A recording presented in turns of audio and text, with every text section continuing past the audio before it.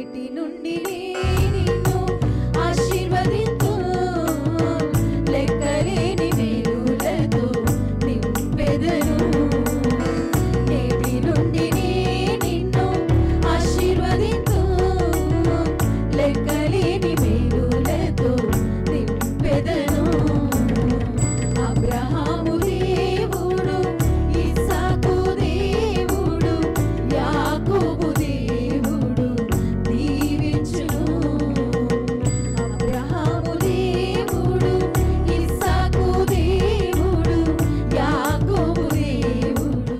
బంగారు పండ్లు అనేటువంటి అనుదిన వర్తమాన కార్యక్రమం చూస్తున్న మీ అందరికీ ప్రభువైన యేసుక్రీస్తు వారి శ్రేష్టమైన నామంలో ఈ ఉదయకాలం శుభములు తెలియచేసుకుంటూ ఉన్నాను. ఈరోజు మన ధ్యానాంశము హెబ్రీలకు రాసిన పత్రిక 4వ అధ్యాయము 16వ వచనం. గనుక మనము కనికరింపబడి సమయోచితమైన సహాయము కొరకు కృప పొందునట్లు ధైర్యముతో కృపాసనమునొద్దకు చేరుదుము. నిన్నటి నుంచి మనము భయపడొద్దు అనే అంశాన్ని ధ్యానం చేస్తూ ఉన్నాం. భయపడకుండా ధైర్యముగా దేవుని కృపాసనము దగ్గరికి చేరి మన యొక్క విన్నపాలు దేవునికి తెలియచేసినప్పుడు దేవుడు ఆయన ఎలా మనకి న్యాయవంతుడుగా ఉండి గొప్ప న్యాయాన్ని చేస్తారో కొన్ని బైబిల్లో ఉన్న సంఘటనల ద్వారా మనం తెలుసుకుంటూ ఉంటాం. పాత నిబంధన కాలంలో దేవుని యొక్క కృపాసనము దగ్గరికి, దేవుని యొక్క గుడారములోనికి, దేవుని యొక్క సింహాసనము దగ్గరికి డైరెక్ట్గా వెళ్ళలేని స్థితి. మధ్యలో యాజకులు ఉంటారు, వాళ్ళ దగ్గరికి మాత్రమే మన యొక్క అర్పణలు అర్పించాలి, తీసుకుని వెళ్ళాలి. నాయకులు ఉంటారు, ఆ ప్రవక్తలు ఉంటారు, వారితో మాత్రమే దేవుడు మాట్లాడేవాడు. మనమైతే అక్కడ నిలవబడి మనం అర్థించాలి, మనం సహాయం కొరకు అడగాలి. వారిని అడిగితే అప్పుడు సహాయము దేవుడు వారితో మాట్లాడితే వారు వచ్చి మనతో చెప్తేనే మనకి దేవుని యొక్క మాట తెలుస్తుంది, లేకపోతే తెలియదు. అలాంటి దినాలలో ఓల్డ్ టెస్టిమెంట్లో అలా ప్రజలందరూ కూడా ఆయన కృపాసనము దగ్గరికి డైరెక్ట్గా వెళ్ళలేకపోయేవారు. ఎప్పుడైతే యేసుక్రీస్తు ప్రభువారు ఆయన భూమి మీదకి మనుష్య కుమారుడుగా వచ్చి ఆయన మన కొరకు శిలువ మరణం ఉంది, ఆయన మరణించి తిరిగి లేచి ఆయన పరలోకానికి ఆరోహణమై వెళ్ళినప్పుడు ఆయన మరణము ద్వారా మనకి దేవుడికి ఉన్నటువంటి మధ్యలో తెర చినిగిపోయింది. ప్రియమైన దేవుని బిడ్డలారా, ఎవరమైనా సరే మనము డైరెక్ట్గా అబ్బా తండ్రి అని ఆయన కృపాసనము దగ్గరికి వెళ్ళి మనమే డైరెక్ట్గా దేవునితో మాట్లాడే అవకాశము తెర చినిగిపోయిన తర్వాత మనకి కలిగింది. ఇది మనందరికీ తెలిసిందే. కానీ ఇంకా దేవుడు మనతో మాట్లాడడు అన్నట్లు ఇంకా మనము సేవకులని, యాజకులని, ప్రవక్తలని ఆశ్రయిస్తూ ఉంటాం. మంచిదే, వారిని కూడా దేవుడే ఏర్పాటు చేసుకున్నాడు. కొన్ని సందర్భాలలో వారి నుంచి కూడా మనతో మాట్లాడతాడు. కానీ మనము డైరెక్ట్గా వెళ్ళి ఆయన కృపాసనము దగ్గర మన అక్కరతలు చెప్పచ్చు, మన అవసరతలు చెప్పచ్చు, మనం న్యాయము కొరకు ఆయన అర్థించవచ్చు. ఎందుకంటే మనము కృపా కాలములో ఉన్నాము. మనందరి మీద కూడా కృప చాలా ఎక్కువగా ఉన్నది. ఆయన కృపాసనము దగ్గరికి వెళ్ళేటువంటి అవకాశం ప్రతి ఒక్కరికి దేవుడిచ్చారు. ప్రభువైన యేసుక్రీస్తు వారిని సొంత రక్షకుడుగా అంగీకరించిన మనమైతే మరి ధైర్యముగా ఆయన సన్నిధిలో సమీపించి ఆయన దగ్గరికి వెళ్ళి మనం అడిగే భాగ్యము మనకుంది. ప్రియమైన దేవుని బిడ్డలారా, మనము ఓల్డ్ టెస్టిమెంట్లో సంఖ్యాకాండము 27వ అధ్యాయంలో ఒక చిన్న ఇన్సిడెంట్ చూస్తాం మనం. చూడండి, సంఖ్యాకాండం 27వ అధ్యాయంలో అప్పుడు యోసేపు కుమారుడైన మనష్య వంశస్థులలో సెలోపేహదు కుమార్తెలు వచ్చిరి అనేటువంటి మాట రాయబడి ఉంది. అక్కడ మనష్య వంశానికి చెందినటువంటి ఒక వ్యక్తి ఉన్నాడు, అతని పేరు సెలోపేహదు. అతనికి 5 కుమార్తెలు ఉన్నారంట, కుమారులు లేరు. ఆ దినాలలో మోషే యెహోషువలు స్వాస్థ్యము పంచి ఈ యొక్క ప్రజలకి ఇస్తూ ఉన్నప్పుడు, స్వాస్థ్య భాగాలు, భూభాగాలు, ఆస్తి పంపకాలు జరుగుతూ ఉన్నప్పుడు ధర్మశాస్త్రం ప్రకారం మగవాళ్ళు ఎవరుంటారో వారి పేరుతోనే భూమి పంపకాలు జరుగుతూ ఉంటాయి, వారికే ఆస్తి పంపకాలు జరుగుతూ ఉంటాయి. ఇది ఓల్డ్ టెస్టిమెంట్లో మోషే ధర్మశాస్త్రం ప్రకారమే అవన్నీ కూడా. అయితే ఇక్కడ 5 కుమార్తెలు ఉన్నారు సెలోపేహదు అనేటువంటి వ్యక్తికి. ఆ సెలోపేహదు అనేటువంటి వ్యక్తి అరణ్యంలో చనిపోయాడు. చనిపోయిన తర్వాత భూభాగాలను పంచుతున్నటువంటి సందర్భంలో మరి ఇక్కడ ఆయనకి 5 ఆడబిడ్డలే ఉన్నారు.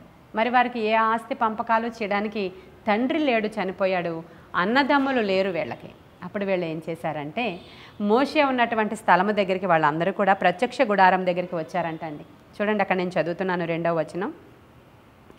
వారు ప్రత్యక్షపు గుడారము యొక్క ద్వారము యొద్ద మోషే ఎదుటను యాజకుడైన ఎలియాజరు ఎదుటను ప్రధానుల ఎదుటను సర్వ సమాజము ఎదుటను నిలిచి చెప్పినదేమనగా, మా తండ్రి అరణ్యములో మరణమాయను. ఆయన ఎలా చనిపోయాడంటే, కోరహు చనిపోయినట్లుగా ఆ బ్యాచ్లో చనిపోయిన వాడు మా తండ్రి కాడు. మా తండ్రి అరణ్యంలో చనిపోయాడు, కానీ కోరహు బ్యాచ్ కాదు. ఎలా చనిపోయాడో వీళ్ళు చెప్పలేదు, కానీ అతడి పాపమును బట్టి చనిపోయాడు అని రాయబడి ఉంది. కొంతమంది స్తణిగి సంహారకుల చేత చనిపోయారు, కొందరు సేవకులను దూషించే చనిపోయారు, కొందరు దేవుడిచ్చిన పనిష్మెంట్తో చనిపోయారు. ఏ లిస్టులోనికి వాళ్ళ ఫాదర్ చనిపోయాడో మనకు తెలియదు, కానీ ఈ యొక్క 5 కుమార్తెలు వచ్చి సర్వ సమాజము ఎదుటను, మోషే ఎదుటను, యాజకులు ఎదుటను వాళ్ళందరూ వచ్చి ఏమని చెప్తున్నారంటే, మా తండ్రి చనిపోయాడు, సెలోపేహదు కుమార్తెలము మేము, మాకు అన్నదమ్ములు లేరు, మాకు స్వాస్థ్య భాగము ఏ విధము చేతనైనను ధర్మశాస్త్ర ప్రకారం అయితే మాకు రాదు. కానీ మరి మా 5 పరిస్థితి ఏంటి అని అడుగుతున్నారు. 5 పేర్లు చెప్పనా మీకు? Mahlah, Noah, Hoglah, Milcah, Tirzah.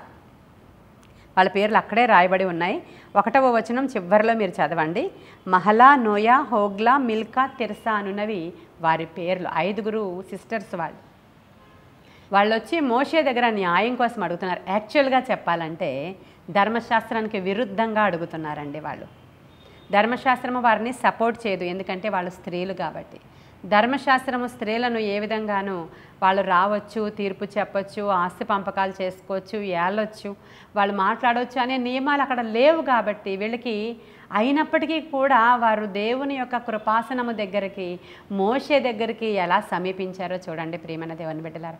ఆ దినాలలో తెర చెనగక మునుపే అన్ని రిస్ట్రిక్షన్స్ ఉన్నప్పుడే దేవుని దగ్గరికి, దేవుని న్యాయపీఠము దగ్గరికి వచ్చినటువంటి ఆ కుమార్తెలను ఈరోజు మీరు అందరూ జ్ఞాపకం చేసుకోవాలి. ఎందుకు అంటే, ధైర్యము కలిగి దేవుని కృపాసనం దగ్గరికి మీరు రండి, మీరు భయపడొద్దు అనేటువంటి మాటని మనం ధ్యానం చేస్తూ ఉన్నాం.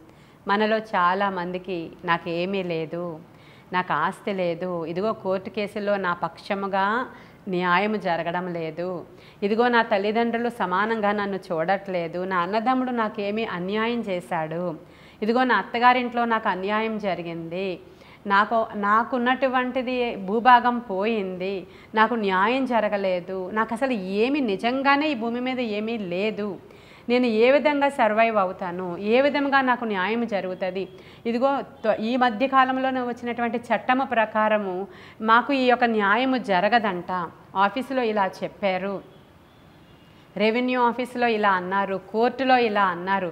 ఇలాంటివి రకరకాల సమస్యలతో ప్రజలు ఎడవబడుతూ ఉన్నారండి. వాళ్ళకి ఈరోజు ప్రభువు ఏమని చెప్తున్నారంటే, మీరు దేని గురించి కూడా భయపడకండి, ఎందుకంటే మీరు దేవుని దగ్గర కృపాసనము దగ్గరికి మీరు సమీపించినప్పుడు ఆయన మీకు న్యాయవంతుడుగా మీ పక్షముగా న్యాయం చేస్తాడు. ఒకవేళ శాసనము మీకు విరోధముగా ఉన్నప్పటికీ ఎస్తేరుకి ఎలా న్యాయం చేశాడో దేవుడు, అలా మీకు కూడా న్యాయం చేస్తాడు అని పరిశుద్ధాత్మ దేవుడు మాట్లాడుతున్నాడు ఈరోజు. అక్కడ ఏ హోపు లేదు, అందరూ మనకు అనుకూలంగా లేరు, అసలు ఎవ్వరూ లేరు అక్కడ. మనకి ఉంటారు, ఉన్నారు, సపోర్ట్ చేస్తారు అనుకున్న వాళ్ళే మనకి హ్యాండ్ ఇచ్చారంటారు కదా, అలా వెళ్ళిపోయారు పక్కకి.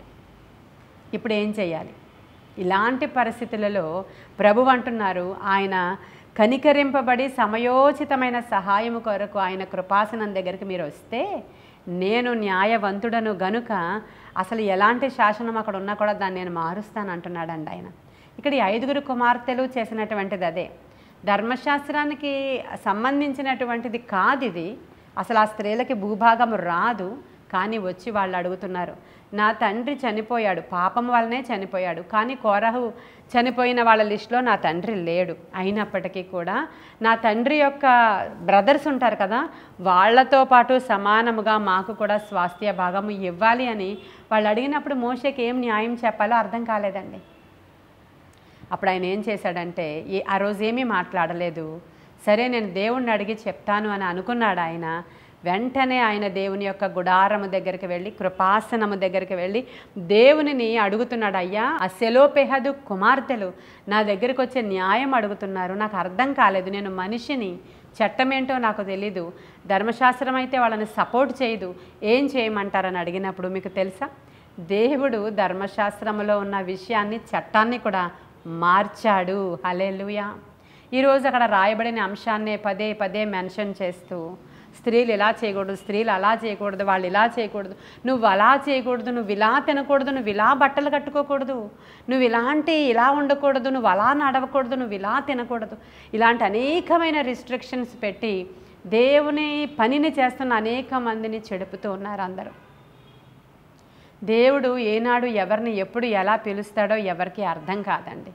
ఆయన శాసనాలను మార్చేవాడు, ఆయన అద్భుతాలను చేసేవాడు. ఒక స్త్రీ వ్యభిచారం చేసి పట్టుబడి ఆ స్థలానికి వచ్చినప్పుడు శాస్త్రులు పరిచయులు అనేవాళ్ళు అక్కడ ఉన్నటువంటి ప్రజలు ఆమెను రాళ్లతో కొట్టి చంపాలని మోషే ధర్మశాస్త్రంలో రాయబడి ఉంది కనుక ఈమెను కొడదామని కొడుతూ ఉన్నప్పుడు యేసుక్రీస్తు ప్రభువారు ఆ మందిరం దగ్గరికి వచ్చినప్పుడు వాళ్ళు అడుగుతున్నారు, ఈమె పక్షంగా నీవే న్యాయం తీరుస్తావు? అక్కడ కూడా దేవుడు శాసనాన్ని మార్చాడు. అక్కడ కూడా ధర్మశాస్త్రం చెప్తుంది ఇలాంటి వ్యభిచార సంబంధమైన పనులు చేసిన వారిని రాళ్లతో కొట్టి చంపాలని. కానీ ప్రభువు వచ్చి అన్నాడు, మీలో ఎవరైనా పాపం చేయకుండా ఉంటే ఆమె మీద రాయి వేయండి అన్నాడు. వాళ్ళందరూ ఏదో పాపం చేసిన వాళ్ళమే. ఎప్పుడైనా సరే నోటి చేతనో లేకపోతే చూపు చేతనో మన నడవడి చేతనో రకరకాలుగా ఒకవేళ హృదయాల చేతనో తప్పిదాలు చేసిన వాళ్ళే ఉంటారు. ఎవ్వరు కూడా నీతిమంతులు కాదు, నీతిమంతులు ఒక్కడు కూడా లేరు. కానీ ప్రభువుని గట్టిగా పట్టుకుని సరి అయిన భక్తి చేస్తూ పరిశుద్ధతను మనము నిజముగా ఒక గొప్ప ఆయుధంగా కలిగి ముందుకు వెళితే అది వేరే రకమైనటువంటి ఆశీర్వాదాలు తీసుకొస్తుంది మనకి. కానీ ఇక్కడైతే వారు అందరి మీద నిందలు వేసేవారు. వారి మనస్సాక్షి వారిని గద్దించినప్పుడు ఎవ్వరూ రాయి వేయలేదంట ఆమె మీద. అప్పుడు ఆయన అంటున్నారు, ప్రభు అమ్మ ఎవ్వరూ నిన్ను కొట్టలేదు కదా, నేను కూడా నిన్నేం చేయను, వెళ్ళిపో. కానీ ఇక మీదట అటువంటి పాపం అక్కడ నీవు చెయ్యొద్దు. ఈరోజు కూడా అదే చెప్తున్నాడు దేవుడు. ఒకవేళ నీ పాపము ద్వారా, నీ శాపము ద్వారా, నీ అవిధేయత ద్వారా, నీ చేతకాని తనము ద్వారా తెచ్చుకున్నటువంటి సమస్యలే అవ్వచ్చు. ఇక నీకు అదేమి చెల్లదు, చెందదు, రాదు, లేదు, ఎవరు లేరు అనుకుని ఉండవచ్చు. కానీ నీవు కూడా దేవుణ్ణి ఆశ్రయించవచ్చు. ఆ సమయోచితమైన సహాయము కొరకు ఆయన కృపాసనము దగ్గరికి నీవు వెళ్ళవచ్చు. ఆయన నీ కొరకు ఏదైనా చేయ సమర్థుడు. హల్లెలూయా. ఏదైనా చేయ సమర్థుడు. ప్రియమైన దేవుని బిడ్డ, ఆ తెర చినిగిపోయింది. దేవుడు మనల్ని అందరినీ కూడా ఆయన కృపాసనం దగ్గరికి రమ్మని పిలుస్తూ ఉన్నాడు. ఏ భేదము కూడా లేదు. ప్రతి ఒక్కరిని ఆయన కనికరిస్తాడు. ఏ జాతిలో నుంచైనా, ఏ మతములో నుంచైనా, ఏ తెగలో నుంచైనా నువ్వు రావచ్చు. ఆయన దగ్గరికి వచ్చి ధైర్యముగా ఆయన సహాయముని అడగవచ్చు. ఆయన నిన్ను కనికరిస్తాడు, కరుణిస్తాడు, కృప చూపిస్తాడు. ఆయన నీ వేషభాషల్ని చూడ్డు కానీ నీ హృదయాన్ని లక్ష్యము చేస్తాడు. అసలు మోషేకే అర్థం కాని సబ్జెక్ట్ దేవుని దగ్గరికి వెళ్ళి అడిగినప్పుడు దేవుడు ఏం చెప్పారో తెలుసా? ఆ స్త్రీలకి సమానంగా ఆస్తిలో భూభాగాలని పంచమని చెప్పాడు. హల్లెలూయా. ఎంత గొప్ప దేవుడో చెప్పండి. ఈరోజు భయపడొద్దు ప్రియమైన దేవుని బిడ్డలారా.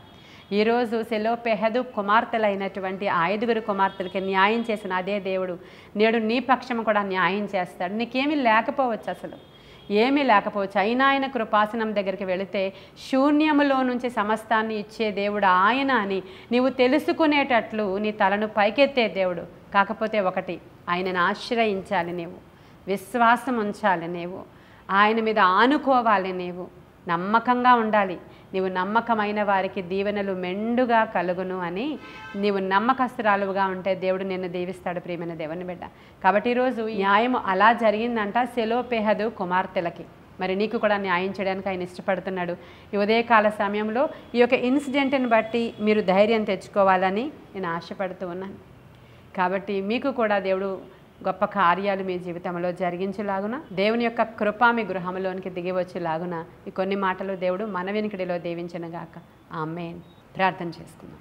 మహాపరిశుద్ధుడవైన తండ్రి, మహోన్నతుడవైన దేవ, న్యాయవంతుడవైన తండ్రి, న్యాయము తీర్చువాడా, శాసనాలని మార్చువాడా, అద్భుతాలు చేయువాడా, లేని దాన్ని ఉన్నట్టుగా పిలుచువాడా, మా సహాయపు గని, మా ఎబెనేజరా, నీకు వందనాలు స్తోత్రాలు తెలియచేసుకుంటూ నీ కృపాసనము దగ్గర ఈరోజు నిన్ను ఆశ్రయించడానికి వచ్చిన ప్రతి బిడ్డ విషయంలో కూడా కృప చూపించమని, న్యాయము జరిగించమని, ధైర్యపరచమని, భయము నుంచి విడిపించమని, ఆత్మకార్యాలు జరిగించమని కొన్ని మాటలు మా వెనుకడిలో దీవించి ఆశీర్వదించి ధైర్యపరిచినందుకు వందనాలు తెలియచేసుకుంటూ యేసయ్య శ్రేష్ఠ నామంలో ఈ ప్రార్థనాన్ని సన్నిధికి చేర్చుకుని జవాబు దయచేయమని మిక్కిలి వినయముగా అడిగి ప్రార్థించి వేడుకొని పొందుకొని ఉన్నాము మా ప్రియ పరలోకపు మా తండ్రి.